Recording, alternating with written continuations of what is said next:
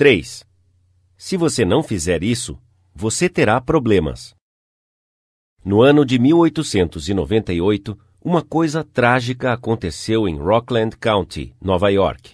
Uma criança morreu e, nesse dia em particular, os vizinhos estavam se preparando para ir ao funeral.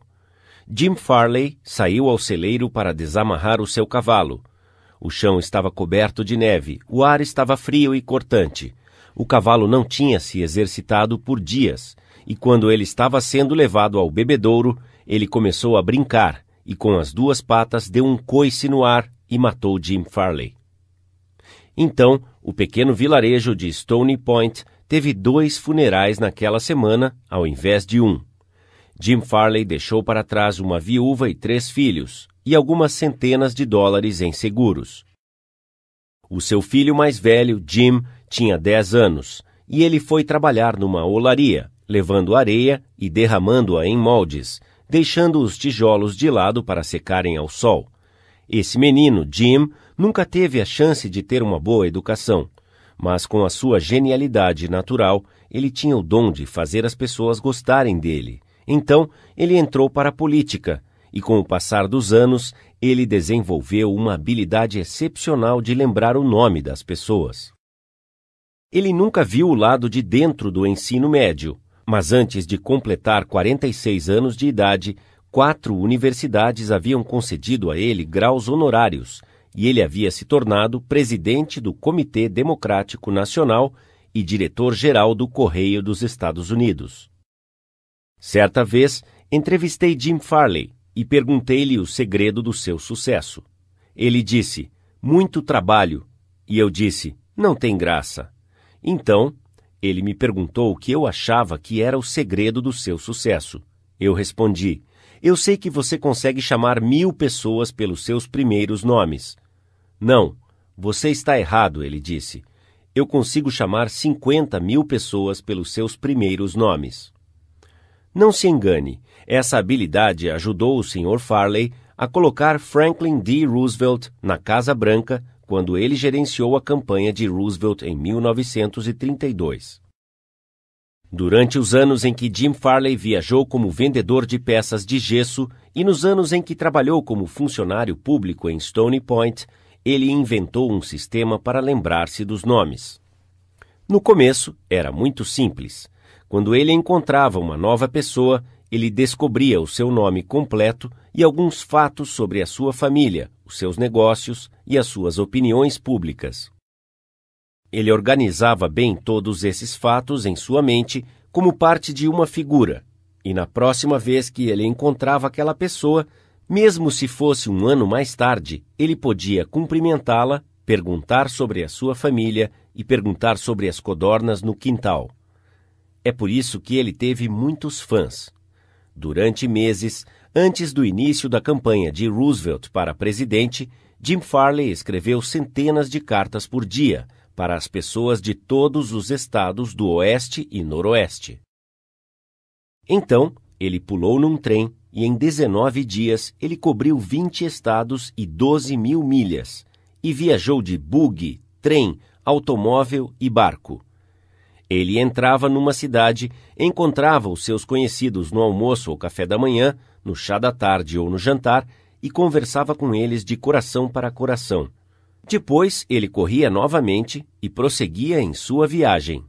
Assim que ele chegou de volta ao leste, ele escreveu para todas as pessoas que havia encontrado em cada cidade que havia visitado, pedindo-lhes uma lista dos convidados com quem ele havia falado. A lista final continha milhares e milhares de nomes, e mesmo assim, cada pessoa naquela lista teve a alegria de receber uma carta pessoal de James Farley. Estas cartas começavam com Prezado Bill ou Prezada Jane, e eram sempre assinadas por Jim. Jim Farley descobriu cedo na vida que a maioria das pessoas está mais interessada em seu próprio nome do que em todos os outros nomes juntos sobre a face da terra. Lembre-se daquele nome e simplesmente o chame, e você terá feito um elogio sutil e muito eficiente. Mas esqueça-o ou escreva-o incorretamente e você se coloca em grande desvantagem. Por exemplo, uma vez eu organizei um curso sobre como falar em público em Paris e enviei cópias de formulários aos americanos residentes naquela cidade. Digitadores franceses, com pouco conhecimento aparente da língua inglesa, preencheram os nomes e naturalmente cometeram erros. Um homem, o gerente de um grande banco americano em Paris, escreveu-me uma carta repreendendo-me fortemente porque o seu nome estava incorreto. Às vezes, é difícil lembrar um nome, especialmente se for difícil de pronunciar. Ao invés de tentar aprendê-lo, muitas pessoas o ignoram ou chamam aquela pessoa por um apelido fácil. Sid Levy visitou um cliente muitas vezes, cujo nome era Nicodemos Papadoulos. A maioria das pessoas simplesmente o chamava de Nick. Levy nos contou: fiz um esforço especial para repetir o seu nome diversas vezes em voz alta antes de fazer a minha visita. Quando eu o cumprimentei pelo nome completo, "Boa tarde, Sr. Nicodemos Papadoulos", ele ficou chocado. Ele demorou em responder pelo que pareciam vários minutos. Finalmente, ele disse com lágrimas nos olhos: "Sr. Levy, nos 15 anos em que eu estive neste país, ninguém sequer fez o mínimo de esforço em me chamar pelo meu nome correto." Qual foi o motivo do sucesso de Andrew Carnegie? Ele foi chamado de o Rei do Aço, mesmo não sabendo muito sobre a fabricação do aço. Centenas de pessoas trabalhavam para ele, e elas sabiam mais sobre aço do que ele, mas ele sabia como lidar com as pessoas, e foi por isso que ele ficou rico. Quando ainda novo, ele demonstrou que era organizado, um gênio em liderança. Quando ele tinha 10 anos de idade, ele também descobriu que as pessoas dão uma importância surpreendente ao seu próprio nome. E ele usou essa descoberta para obter cooperação. Apenas uma ilustração. Quando ele ainda era menino na Escócia, ele pegou um coelho que era fêmea. Em pouco tempo, ela teve uma ninhada de pequenos coelhos, e ele não tinha nada para alimentá-los. Mas ele teve uma ideia brilhante. Ele falou aos meninos e meninas da vizinhança que se eles conseguissem trevos e folhas de dentes de leão suficientes para alimentar os filhotes, ele batizaria os coelhinhos com os seus nomes. O plano funcionou como mágica, e Carnegie nunca se esqueceu disso. Anos mais tarde, ele ganhou milhões, usando a mesma psicologia nos negócios. Por exemplo, ele queria vender trilhos de aço para a Pennsylvania Railroad. J. Edgar Thomson era o presidente da Pennsylvania Railroad naquela época. Então, Andrew Carnegie construiu uma enorme usina siderúrgica em Pittsburgh e a chamou de Edgar Thomson Steel Works. Aqui está um enigma. Veja se você consegue adivinhar. Quando a Pennsylvania Railroad precisava de trilhos de aço, onde você acha que J. Edgar Thomson os comprava? Da Sears? Roebuck? Não. Você errou. Adivinhe novamente. Quando Carnegie e George Pullman estavam batalhando um contra o outro pela supremacia nos vagões-leito, o Rei do Aço novamente se lembrou da lição dos coelhos. A Central Transportation Company, controlada por Andrew Carnegie, estava lutando contra a empresa de propriedade de Pullman. Os dois estavam se esforçando para conseguir os negócios dos vagões-leito da Union Pacific Railroad, acabando um com o outro, abaixando os preços e destruindo toda a chance de lucro. Carnegie e Pullman haviam ido a Nova York para encontrar os diretores da Union Pacific. Certa noite, em uma reunião no Hotel St. Nicholas, Carnegie disse: "Boa noite, Sr. Pullman. Você não acha que estamos agindo como dois tolos?" "Como assim?" Pullman perguntou. Então, Carnegie expressou o que ele tinha em mente: uma fusão de seus interesses. Ele destacou as vantagens mútuas de trabalharem juntos, ao invés de trabalharem um contra o outro. Pullman ouviu atentamente, mas ainda não estava completamente convencido. Finalmente, ele perguntou: "Como chamaríamos a nova empresa?" E Carnegie respondeu imediatamente: "Pullman Palace Car Company, é claro." O rosto de Pullman brilhou. Venha ao meu quarto, ele disse. Vamos conversar a respeito. Essa conversa fez parte da história industrial. Esta política de lembrar e honrar os nomes de seus amigos e parceiros de negócios era um dos segredos da liderança de Andrew Carnegie. Ele se orgulhava do fato de que podia chamar muitos dos trabalhadores da fábrica pelo seu primeiro nome, e se vangloriava do fato de que, enquanto ele estava pessoalmente no comando, nenhuma greve perturbou a operação de suas usinas siderúrgicas. Benton Love, presidente da Texas Commerce Bancshares, acredita que quanto maior a empresa fica, mais fria ela se torna. Uma forma de aquecê-la, ele disse, é lembrar-nos dos nomes das pessoas. O executivo que me diz que não pode se lembrar de nomes está me dizendo ao mesmo tempo que não consegue se lembrar da parte mais importante de seu negócio e está operando em areia movediça. Karen Kirsch, de Rancho Palos Verdes, Califórnia, uma comissária da TWA, adotou a prática de aprender os nomes de muitos passageiros em sua cabine, tanto quanto possível, e usá-los enquanto os servia. Isso resultou em muitos elogios sobre o serviço, expressado diretamente a ela e à companhia aérea. Um passageiro escreveu: "Fazia algum tempo que eu não voava com a TWA, mas de agora em diante vou voar somente com a TWA. Sinto que a sua companhia aérea se tornou um tanto personalizada, e isso é importante para mim." As pessoas são tão orgulhosas de seus nomes que elas tentam perpetuá-los a qualquer custo. Até o velho e calejado fanfarrão P.T. Barnum, o maior apresentador de sua época, triste porque não teve nenhum filho para continuar o nome da família, ofereceu ao seu neto, C.H. Seeley, $25 mil se ele adotasse o nome de Barnum Seeley. Por muitos séculos, nobres e magnatas financiavam artistas, músicos e autores para que os seus trabalhos artísticos fossem dedicados a eles. Bibliotecas e museus devem as suas mais ricas coleções a pessoas que não podiam suportar o fato de que os seus nomes pereceriam da memória da sua raça. A Biblioteca Pública de Nova York tem as suas coleções Astor e Lenox. O Metropolitan Museum perpetua os nomes de Benjamin Altman e J.P. Morgan. E quase todas as igrejas são embelezadas por vitrais comemorando os nomes dos seus doadores. Muitos prédios da maioria das universidades levam os nomes dos doadores, que contribuíram com grandes somas em dinheiro para obter essa honra. A maioria das pessoas não se lembra de nomes, pelo simples motivo que não dedicam o tempo e a energia necessários para concentrar, repetir e gravar nomes indelevelmente em suas mentes. Eles inventam desculpas, ou eles estão muito ocupados. Mas eles provavelmente não estavam mais ocupados do que Franklin D. Roosevelt. E ele dedicou tempo para lembrar e recordar até o nome dos mecânicos que ele encontrava. Aqui está uma ilustração.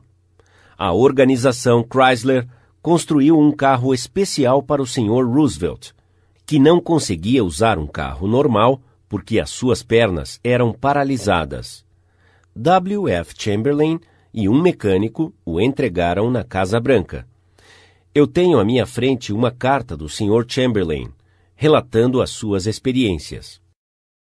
Eu ensinei ao presidente Roosevelt como operar um carro com vários dispositivos fora do comum, mas ele me ensinou muito sobre a arte de lidar com pessoas. Quando eu passei pela Casa Branca, o Sr. Chamberlain escreveu, o presidente estava extremamente alegre e bem-humorado. Ele chamou-me pelo meu nome, fez-me sentir muito confortável e impressionou-me particularmente pelo fato de que ele estava vitalmente interessado nas coisas que eu tinha para mostrar e contar-lhe. O carro foi projetado de tal forma que poderia ser operado apenas com o uso das mãos. Uma multidão se ajuntou para ver o carro, e ele disse, eu o acho maravilhoso. Tudo o que você tem a fazer é apertar um botão e ele começa a mover, e você pode dirigi-lo sem nenhum esforço. Eu o acho fantástico, não sei o que o faz mover. Gostaria de ter o tempo de desmontá-lo para ver como funciona. Quando os amigos e associados de Roosevelt admiraram a máquina, ele disse em sua presença: Sr. Chamberlain, eu certamente aprecio todo o tempo e esforço que o senhor dedicou desenvolvendo este carro. Certamente é uma obra de arte. Ele admirou o radiador, o retrovisor especial e o relógio, o refletor especial, o tipo de estofamento, a posição do assento do motorista, as malas especiais no porta-malas com as suas iniciais em cada mala. Em outras palavras, ele percebeu cada detalhe no qual eu havia dedicado tempo pensando e refletindo. Ele fez questão de apresentar as várias peças de equipamento para a senhora Roosevelt, a senhorita Perkins, a ministra do Trabalho e a sua secretária. Ele até apresentou o carro ao velho porteiro da Casa Branca. George, você deve ter um cuidado especial com estas malas. Quando a aula de direção acabou, o presidente virou-se para mim e disse: Bem, Sr. Chamberlain, faz 30 minutos que a diretoria do Banco Central está me aguardando. Eu acho melhor eu voltar ao trabalho. Levei um mecânico comigo à Casa Branca. Ele foi apresentado a Roosevelt quando chegou. Ele não falou com o presidente e Roosevelt ouviu o seu nome apenas uma vez. Ele era um homem tímido e sempre ficava em segundo plano.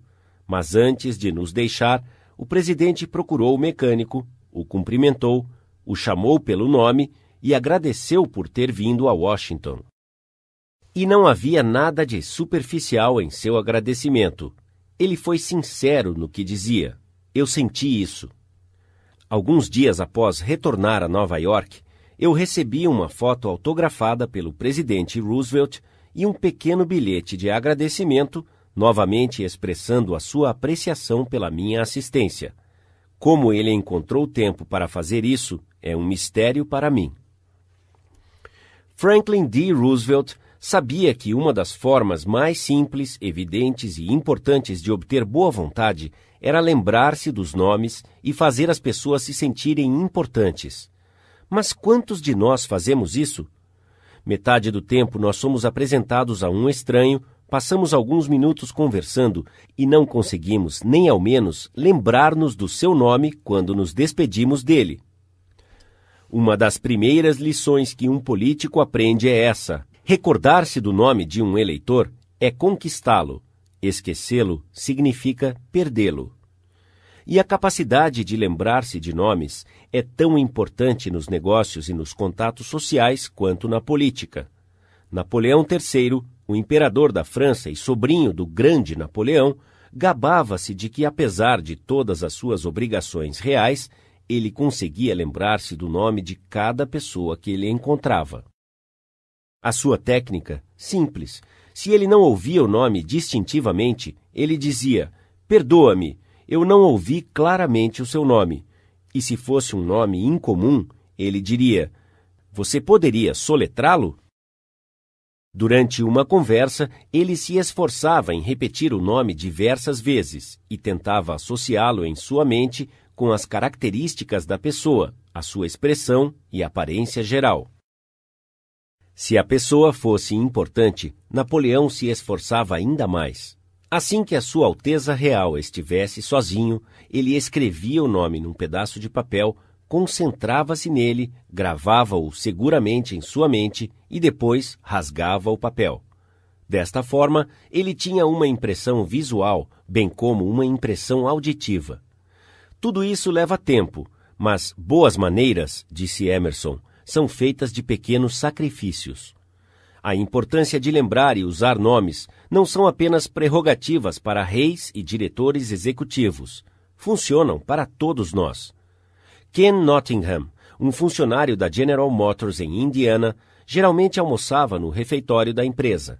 Ele percebeu que havia uma senhora atrás do balcão que estava sempre com o rosto carrancudo. Ela havia passado 2 horas fazendo sanduíches e eu era apenas mais um sanduíche para ela. Falei-lhe o que eu queria. Ela pesou o presunto numa pequena balança, depois ela me deu uma folha de alface, algumas batatinhas e os entregou a mim. No dia seguinte, enfrentei a mesma fila, a mesma senhora e o mesmo rosto carrancudo. A única diferença que percebi foi o seu crachá. Dei um sorriso e disse, "Oi, Eunice." E depois disse a ela o que eu queria. Bem, ela esqueceu-se da balança, encheu o meu prato de presunto, deu-me 3 folhas de alface e caprichou nas batatinhas, tanto que estavam caindo do meu prato. Nós devemos estar cientes da mágica contida num nome, e percebi que este item é completa e inteiramente de propriedade da pessoa com quem estamos lidando, e mais ninguém. O nome é que distingue um indivíduo. Ele torna a pessoa singular entre todas as outras. As informações que estamos compartilhando ou o pedido que estamos fazendo se tornam especiais quando abordamos a situação com o nome do indivíduo. Desde a garçonete ao executivo sênior, o nome fará mágica quando nós lidarmos com os outros. Princípio 3. Lembre-se que o nome de uma pessoa é o som mais doce e mais importante em qualquer idioma para aquela pessoa. 4. Uma forma simples de se tornar uma pessoa sociável. Há algum tempo, fui a uma festa de bridge. Eu não sei jogar bridge, e havia uma senhora ali que também não jogava. Ela descobriu que eu havia trabalhado como gerente do Lowell Thomas, antes dele entrar para o rádio, e que eu havia viajado muito pela Europa, ajudando-o a elaborar as palestras ilustradas de viagem que ele estava ministrando. Então, ela disse, "Sr. Carnegie, gostaria muito que você me contasse sobre os lugares maravilhosos que você visitou e os pontos turísticos que você já viu."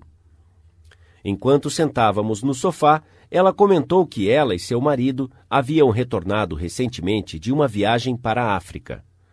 "África!" eu exclamei, "que interessante! Sempre quis conhecer a África, mas nunca consegui, exceto por uma estadia de 24 horas, certa vez, em Algiers." "Conte-me, você visitou o país das grandes caçadas?" "É mesmo? Quanta sorte! Tenho inveja de você. Conte-me sobre a África." Com isso, ela falou por 45 minutos. Ela não perguntou mais onde eu havia ido ou o que eu havia visto. Ela não queria ouvir-me falar sobre as minhas viagens. Tudo o que ela queria era um ouvinte interessado para que ela pudesse expandir o seu ego e contar-me onde ela havia estado. Ela era incomum? Não. Muitas pessoas são assim. Por exemplo, encontrei um botanista bem conhecido num jantar promovido por um editor literário de Nova York. Eu nunca havia falado com um botanista e o achei fascinante. Sentei-me literalmente na ponta da cadeira enquanto o ouvia falando de plantas exóticas e experiências desenvolvidas em novas formas de vida para plantas e jardins internos. E até me contou fatos surpreendentes sobre a humilde batata. Eu tinha um pequeno jardim interno, e ele foi gentil em dizer-me como eu poderia resolver alguns de meus problemas. Como disse, estávamos numa festa de jantar. Ali havia uma dúzia de outros convidados, mas violei todas as regras de cortesia, ignorei todos os outros e falei por horas com o botanista. Chegou meia-noite. Eu disse boa noite a todos e saí. O botanista, então, retornou ao anfitrião e me elogiou diversas vezes. Eu fui um grande estímulo. Eu era isso e aquilo, e terminou dizendo que eu era o mais interessante conversador. Um conversador interessante? Por quê? Eu quase não disse nada. Eu não poderia ter dito algo a não ser que eu mudasse de assunto, porque o que eu sabia sobre botânica era tanto quanto sabia sobre a anatomia de um pinguim. Isto é, nada. Mas eu havia feito isto.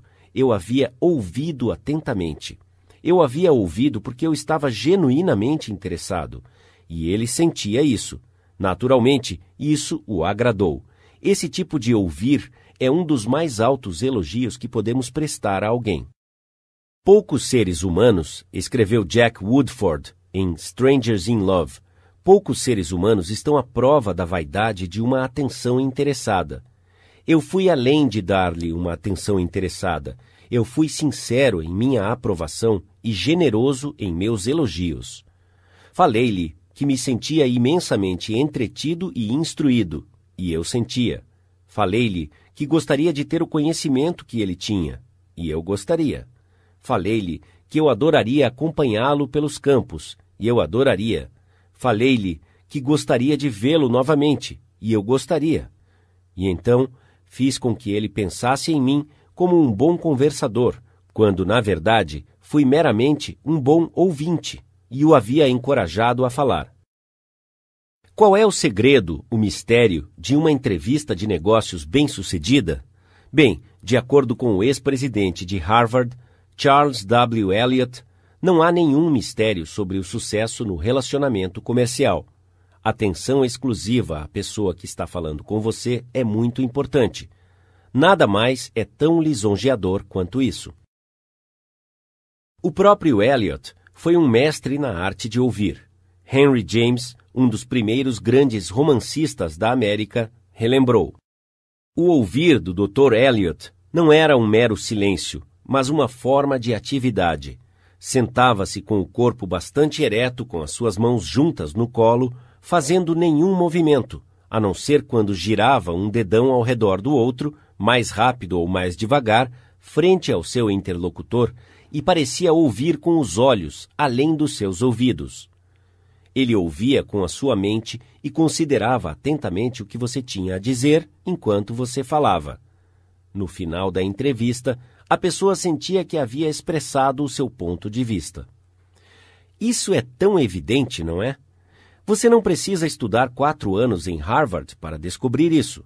Mas eu e você sabemos que os proprietários de lojas de departamento que irão alugar espaços caros compram os seus bens com descontos, enfeitam bem as vitrines, gastam milhares de dólares em propaganda e então contratam vendedores que não têm o senso de serem bons ouvintes, vendedores que interrompem, contradizem e irritam o cliente e fazem tudo menos expulsá-lo da loja. Uma loja de departamentos em Chicago quase perdeu uma cliente fiel que gastava milhares de dólares todo ano porque uma vendedora não foi uma boa ouvinte. A senhora Henrietta Douglas, que fez o curso em Chicago, havia comprado um casaco durante uma promoção relâmpago. Após tê-lo comprado, ela percebeu que estava rasgado no forro. Ela retornou no dia seguinte e pediu à vendedora para trocá-lo. A vendedora recusou-se até a ouvir a sua reclamação. A senhora o comprou durante uma promoção relâmpago, ela disse. Ela apontou para um aviso na parede. Leia o que diz ali, ela exclamou. Não aceitamos trocas ou devolução. Uma vez comprado é seu, a senhora que conserte o forro. Mas esta mercadoria está defeituosa, a senhora Douglas reclamou. Não faz nenhuma diferença, a vendedora interrompeu. Não aceitamos trocas ou devolução. A senhora Douglas ia quase saindo indignada, jurando nunca mais retornar àquela loja, quando ela foi saudada pela gerente de departamento, que a conhecia por seus muitos anos de fidelidade. A senhora Douglas contou-lhe o que havia acontecido. A gerente ouviu atentamente toda a história, examinou o casaco e então disse: nas promoções finais, realmente não aceitamos troca ou devoluções, para que possamos nos livrar das mercadorias no final da estação. Mas esta política de nenhuma devolução não se aplica a mercadorias defeituosas. Certamente consertaremos ou trocaremos o forro, ou, se a senhora preferir, devolveremos o seu dinheiro. Que diferença de tratamento! Se aquela gerente não tivesse chegado e a ouvido, uma cliente fiel daquela loja teria sido perdida para sempre. Ouvir é tão importante no lar quanto no mundo dos negócios. Millie Espósito, de Croton-on-Hudson, Nova York, fez questão de ouvir quando um de seus filhos queria falar com ela. Certa noite, ela estava sentada na cozinha com o seu filho, Robert, e após uma breve conversa sobre algo que estava em sua mente, Robert disse: Mãe, eu sei que a senhora me ama muito. A senhora Espósito foi tocada e disse: É claro que eu te amo muito. Você tinha alguma dúvida? Robert respondeu: Não, mas eu realmente sei que você me ama, porque sempre que quero falar-lhe sobre algo, a senhora larga tudo o que está fazendo e me ouve.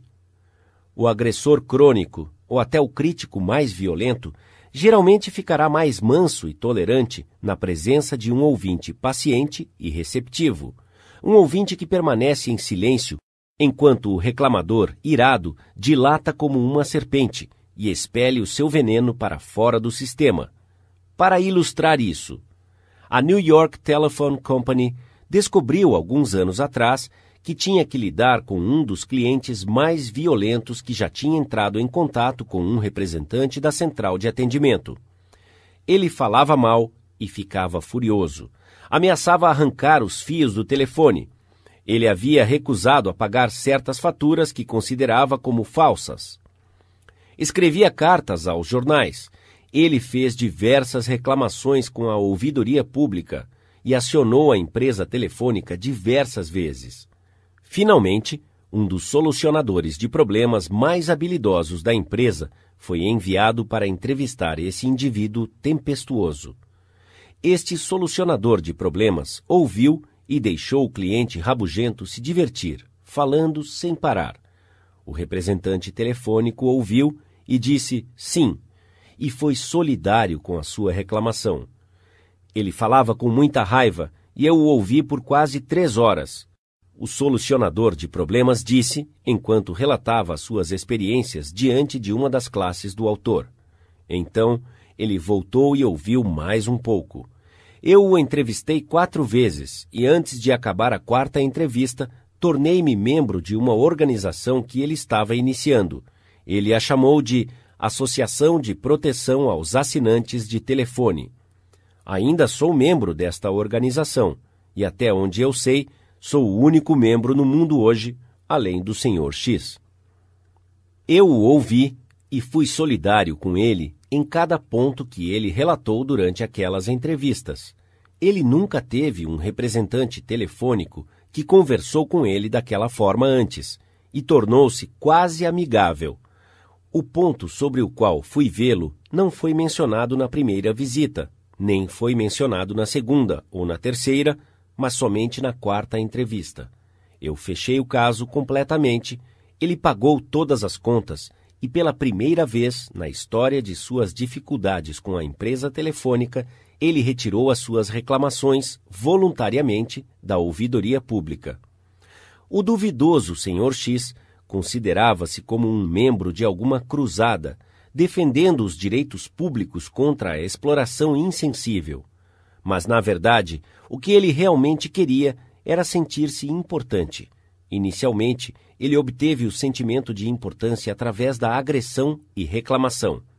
Mas, assim que um representante da empresa o fez sentir-se importante, as suas reclamações imaginárias desapareceram em pleno ar. Certa manhã, há alguns anos, um cliente irado entrou no escritório de Julian F. Detmer, fundador da Detmer Woolen Company, que mais tarde tornou-se o maior distribuidor de lãs no ramo da alfaiataria.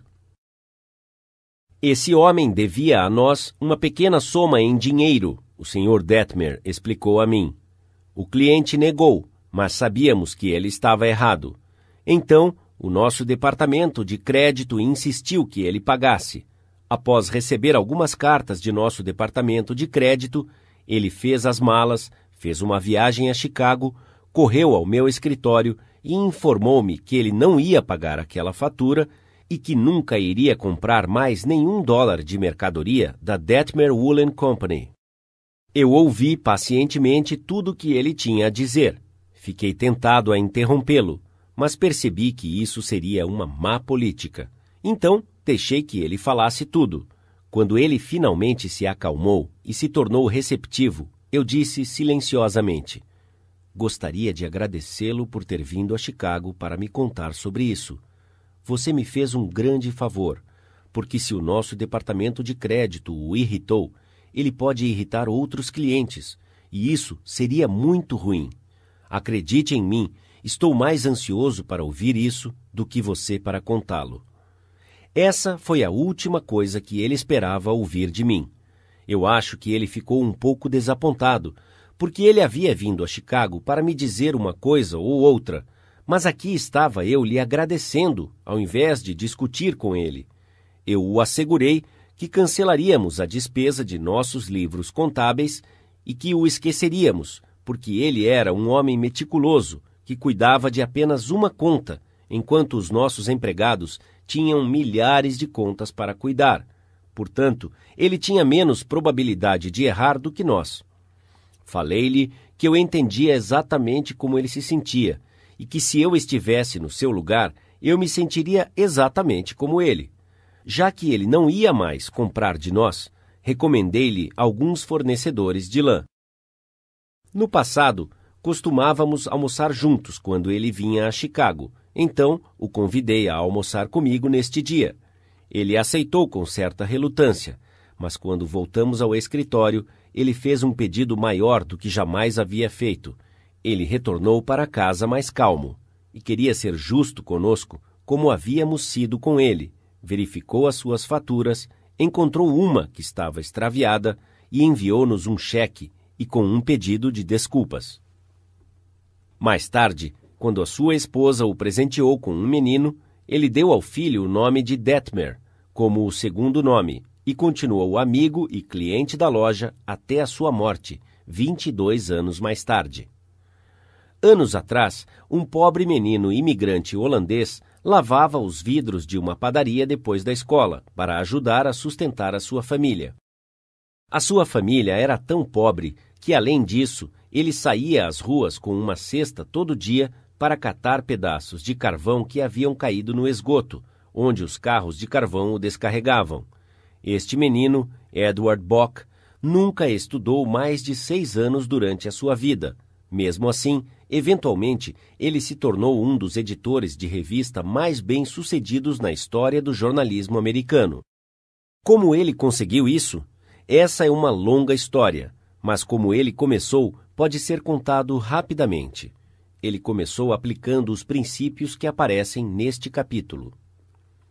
Ele saiu da escola quando tinha 13 anos e se tornou office boy para a Western Union, mas ele nunca desistiu da ideia de ter uma educação. Pelo contrário, ele começou a educar-se. Ele economizou as despesas de transporte e ficou sem almoçar, até que teve dinheiro suficiente para comprar uma enciclopédia de biografia americana. E depois fez algo inacreditável. Ele leu sobre a vida de pessoas famosas e escreveu pedindo informações adicionais sobre as suas infâncias. Ele foi um bom ouvinte. Ele pedia para pessoas famosas que falassem mais sobre si mesmas. Ele escreveu para o general James A. Garfield, que era o então candidato à presidência, e perguntou se era verdade que uma vez ele trabalhou como rebocador de barcos num canal quando menino. E Garfield respondeu.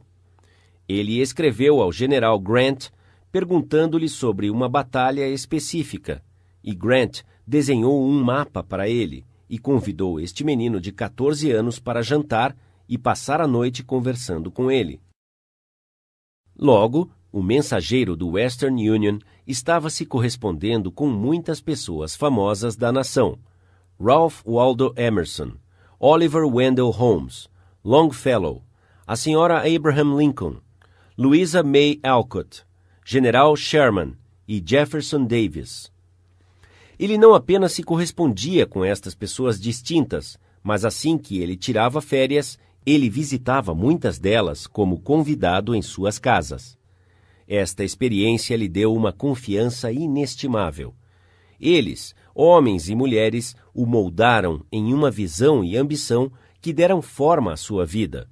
E tudo isso, vou repetir, se tornou possível apenas aplicando os princípios que estamos discutindo aqui. Isaac F. Marcusson, um jornalista que entrevistou centenas de celebridades, declarou que muitas pessoas falham em causar uma boa impressão porque elas não ouvem atentamente. Elas estão tão preocupadas com o que devem dizer em seguida que elas fecham os ouvidos. Muitas pessoas importantes me disseram que elas preferem bons ouvintes do que bons conversadores, mas a habilidade de ouvir parece ser mais rara do que qualquer outra boa maneira. E não apenas personagens importantes preferem um bom ouvinte, mas as outras pessoas também. Como disse Reader's Digest uma vez, muitas pessoas ligam para o médico quando tudo o que querem é atenção. Durante as horas mais escuras da Guerra Civil, Lincoln escreveu a um velho amigo em Springfield, Illinois, pedindo que ele viesse a Washington. Lincoln disse que tinha alguns problemas e queria discuti-los com ele. O velho vizinho visitou a Casa Branca e Lincoln falou com ele por horas sobre a conveniência de decretar uma proclamação libertando os escravos. Lincoln passou por todos os argumentos a favor e contra da tal proclamação e depois leu cartas e artigos de jornal, alguns denunciando-o por não libertar os escravos e outros denunciando-o por medo de libertá-los. Após falar por horas, Lincoln despediu-se do seu velho vizinho, disse boa noite e o mandou de volta a Illinois, sem ao menos perguntar o que ele achava. Lincoln foi o único a falar. Isso parecia esclarecer a sua mente. Ele parecia mais aliviado após essa conversa. O velho amigo disse. Lincoln não queria nenhum conselho. Ele queria apenas um ouvinte amigável e solidário para desabafar. Isso é o que nós queremos quando estamos com problemas. Em geral, é isso que todos os clientes irritados querem, e o funcionário insatisfeito e o amigo magoado também. Um dos maiores ouvintes dos tempos modernos foi Sigmund Freud. Um homem que encontrou Freud descreveu a sua maneira de ouvir. Foi tão marcante que jamais vou esquecê-lo. Ele tinha uma qualidade que jamais vi em outro homem. Eu nunca vi tanta atenção concentrada. Não havia nada daquele olhar agudo que penetra a alma. Os seus olhos eram meigos e suaves. A sua voz era baixa e gentil. Ele não gesticulava muito, mas a atenção que ele me dava, a sua apreciação pelo que eu estava dizendo, mesmo não falando corretamente, era extraordinária. Você nem imagina o que significa ser ouvido daquela maneira. Se você quer saber como fazer as pessoas se afastarem de você e o ridicularizarem pelas costas e até te desprezar, eis a receita. Nunca ouça uma pessoa por muito tempo. Fale incessantemente sobre si mesmo. Se você tiver uma ideia enquanto a outra pessoa estiver falando, não espere que ela termine. Interrompa essa pessoa no meio de sua frase. Você conhece alguém assim? Eu conheço, infelizmente. E a parte surpreendente disso é que algumas dessas pessoas são proeminentes. Chatas é o que elas são. Chatos intoxicados com os seus próprios egos. Bêbados no sentido de sua própria importância. As pessoas que só falam de si mesmas pensam apenas em si mesmas. E aquelas pessoas que só pensam em si mesmas, Dr. Nicholas Murray Butler, presidente da Columbia University por muitos anos, disse: são irremediavelmente mal educadas. Elas não são educadas, disse Dr. Butler. Não importa o grau de instrução que tiveram. Então, se você aspira a ser um bom conversador, seja um ouvinte atencioso. Para ser interessante, demonstre interesse. Faça perguntas que as outras pessoas terão prazer em responder. Motive-as a falar de si mesmas e de suas realizações.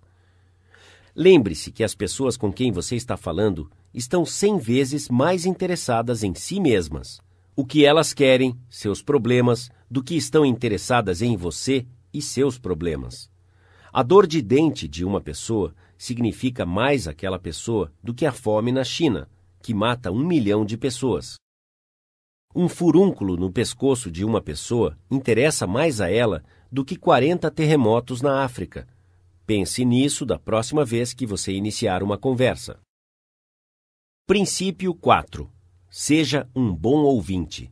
Encoraje os outros a falarem de si mesmos. 5. Como interessar as pessoas. Todos que já foram convidados de Theodore Roosevelt ficaram surpreendidos com a extensão e variedade de seu conhecimento. Se o seu visitante era um cowboy, um membro voluntário da cavalaria, um político ou diplomata de Nova York, Roosevelt sabia o que dizer. E como é que ele fazia isso? A resposta é simples. Quando Roosevelt ia receber um visitante, ele passava horas na noite anterior lendo sobre o assunto de interesse específico daquele visitante. Isso porque Roosevelt sabia, como todos os líderes sabem, que o caminho real ao coração de uma pessoa é falar sobre as coisas que ela considera mais importantes. Isto é, o seu tesouro.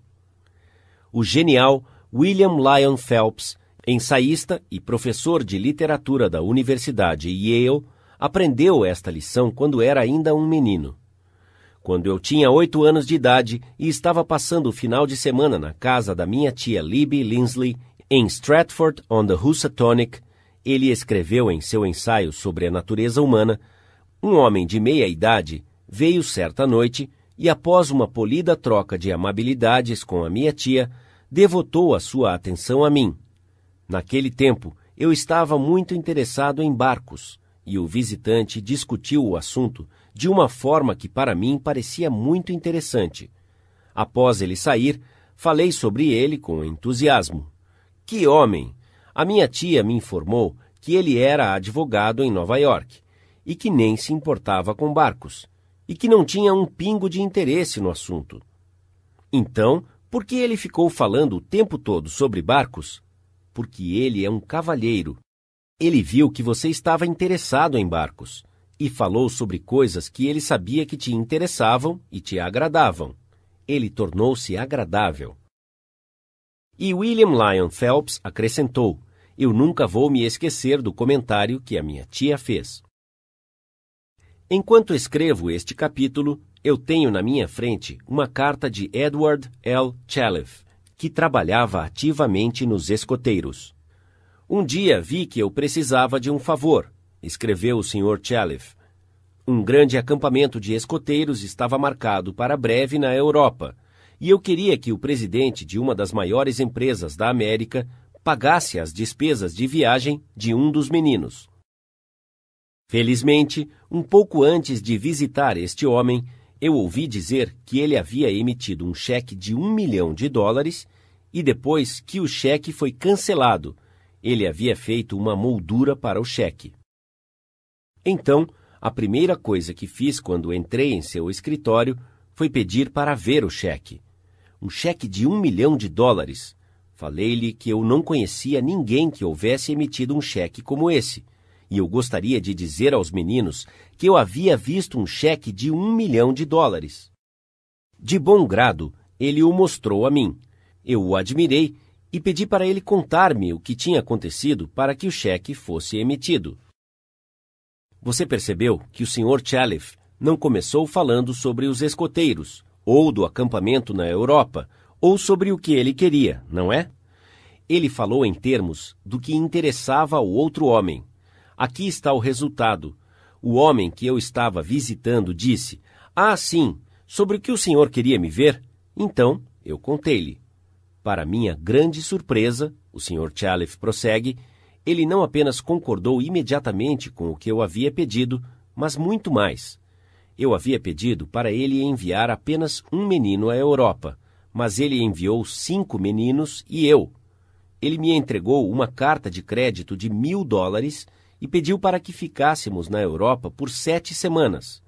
Também nos entregou cartas de recomendação aos presidentes das filiais, colocando-os à nossa disposição, e ele mesmo foi nos encontrar em Paris para nos mostrar a cidade.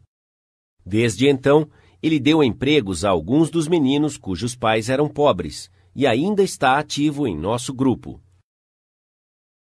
Mas eu sei que se eu não descobrisse o que o interessava e o tivesse aquecido antes, eu não saberia nem 1/10 sobre como abordá-lo. Esta é uma técnica valiosa para usar nos negócios? Será?